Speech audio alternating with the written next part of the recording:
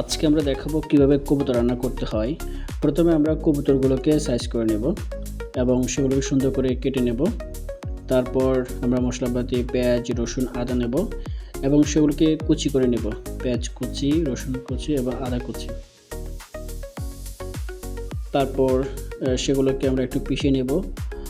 সাথে আমরা শুকনো মরিচ, পেঁয়াজ কিউব, ধনিয়া পাতা, রসুন, লবণ এবং কাঁচামরিচ নিলাম। তারপর আমরা তেল ঢেলে দিব। তেল একটু গরম করে সেখানে আমরা কয়েকটি মরিচ আমরা ভেজে নেব। তারপর পেঁয়াজ কুচি ঢেলে দেব এবং পেঁয়াজ কুচির মাঝখানে আমরা একটু মরিচের গুঁড়ো দিয়ে দিলাম। তারপর হলুদের গুঁড়ো দিলাম। এরপর আমরা একটু গরম মশলা দিয়ে দিলাম।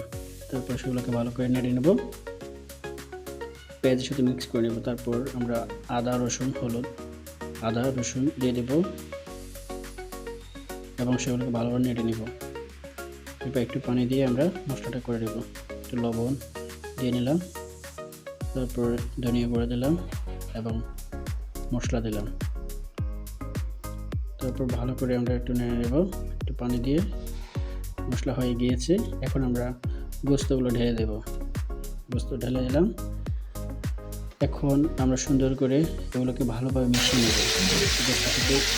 মিশিয়ে নেব। আমাদের মিশানো শেষ। এখন আমরা একটু ভালো করে কষিয়ে নেব। একটু সময় নিয়ে গোস্তগুলো কষিয়ে নেব। আমাদের রান্না প্রায় শেষের দিকে।